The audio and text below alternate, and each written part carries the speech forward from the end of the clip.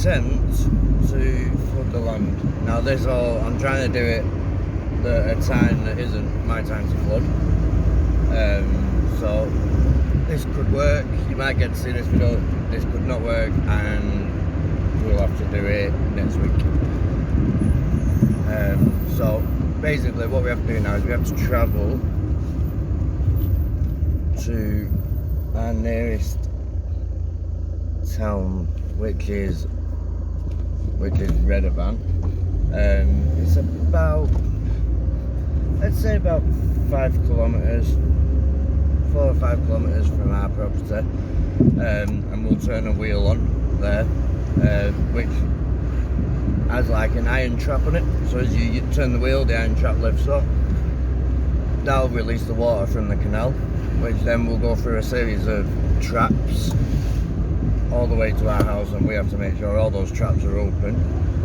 And then we'll block it at our house, we'll flood our property, and then we come back to Redovan, we turn it off, we redirect all the other traps as well away from our property, and then they direct the water back into the canal. Now, as far as I can read into, they have been using this method for about 50 years, 60 years. They probably used it a bit longer than that. But this actual method they've been using that long. Nowadays they're starting to build big water like holders, and they're using drip irrigation, drip tape, and doing it that way because you're more likely to get the water. This can be very hard, like on a hot day like we're expecting another hot weekend, you get 50 farmers all trying to take the same water all at the same time. Likelihood of getting it is really unlikely, and it can end in some arguments as well. So we'll see how we get on.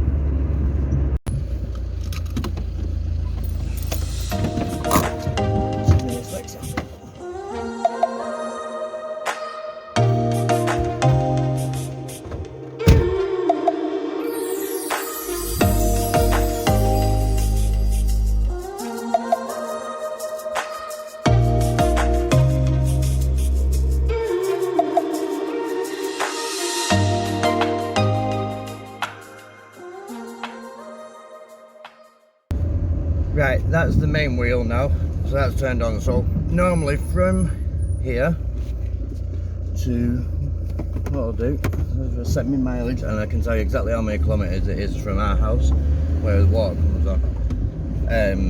But normally from here it takes anywhere between 40 minutes to an hour to get to our property. So we turn it on now, we can go back, we can do a bit of harvesting, stuff like that, wait for the water to come through.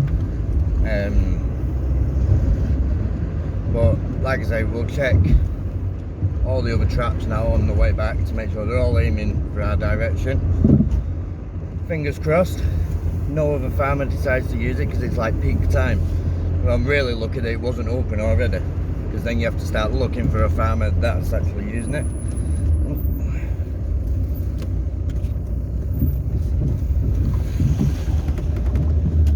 Speaking of the farmer, there's the main culprit. He likes to rob it. Alright, I'll just draw past his field. It looks a bit wet, so I doubt very much it's going to be him that takes it, if anybody takes it tonight.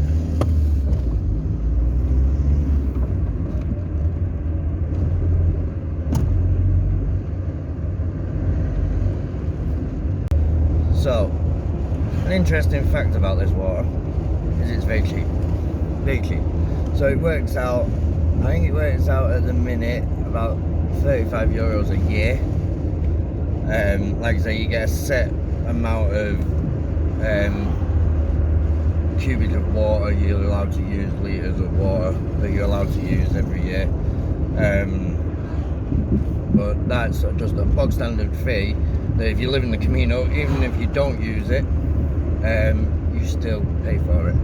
I have neighbours down the bottom of the road that have no access to irrigation water whatsoever, and they still pay for it. It's just one of those things in Spain. If you live in the Camino, you pay for the irrigation water.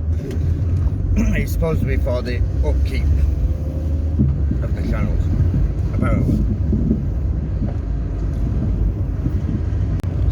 are just coming up to another set of wheels now. We're just going to check to make sure they're going in the right direction. There's two main ones. There's one at the top of our lane, and there's this one that we're going to check now. The only bit of road that they've not fixed yet.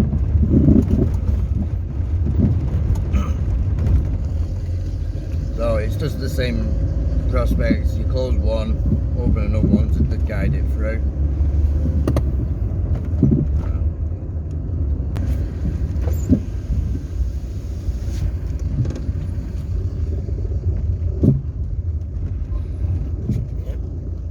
It's all open. So as you can see, that wheel over there goes to our property. These two are now closed, which is good because that's sending it down to our property.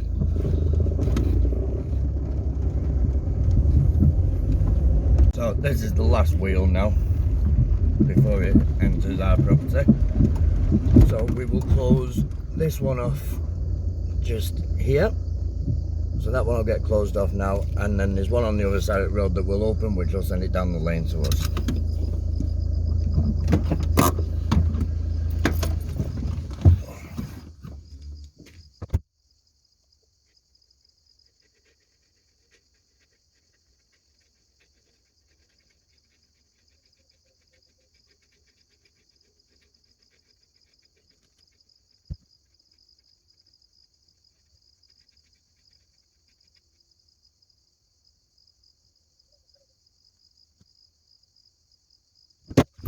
As you can see, from the actual wheel where we turn the water on at the canal to our property, it is 4.7 kilometres. So it's quite a way for the water to travel.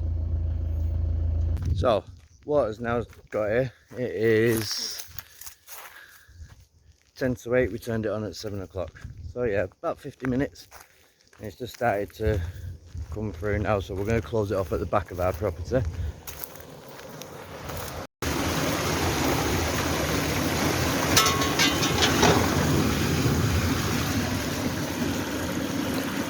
So all we do is we just drop that in there, and that'll now start to back up.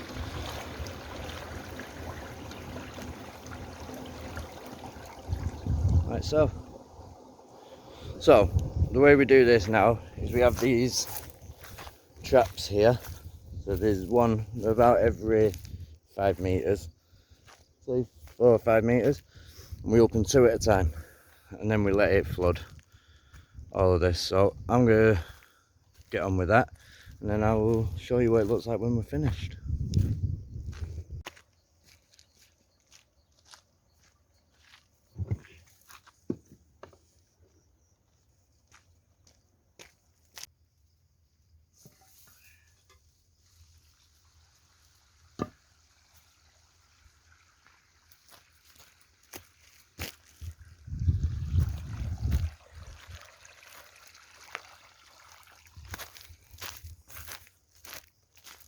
So we've been flooding for about an hour now, and as you can see, we're still not at the top. We're just about reaching the top now.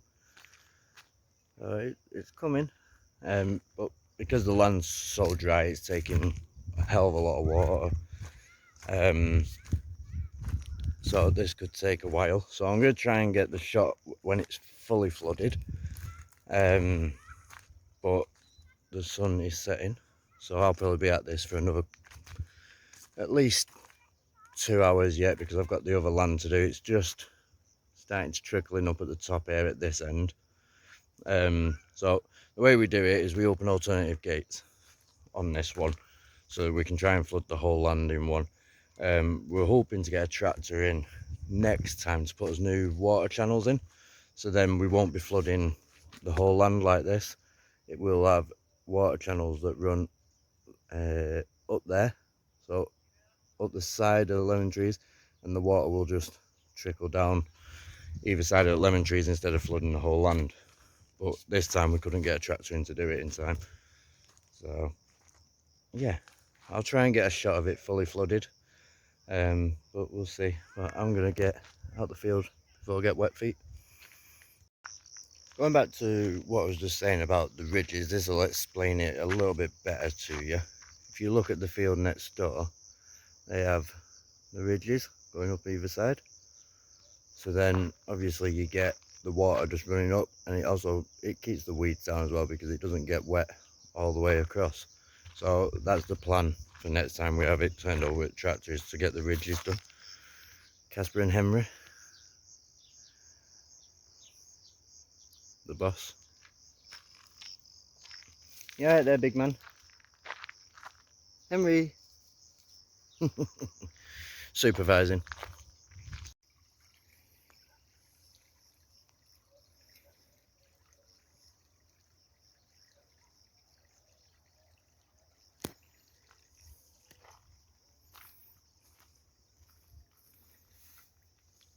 I forgot about the wheelbarrow. You can get to it before the water does. You can get to it. Look at that, Katie in her work clothes, trying to save the wheelbarrow.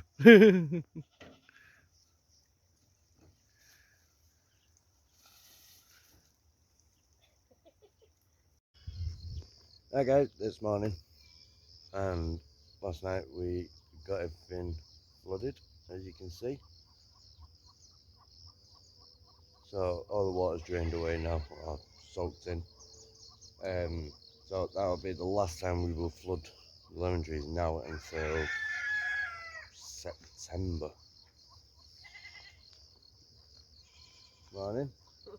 Morning. I'm looking for the slips. Don't know. I don't think she was expecting that camera to be there.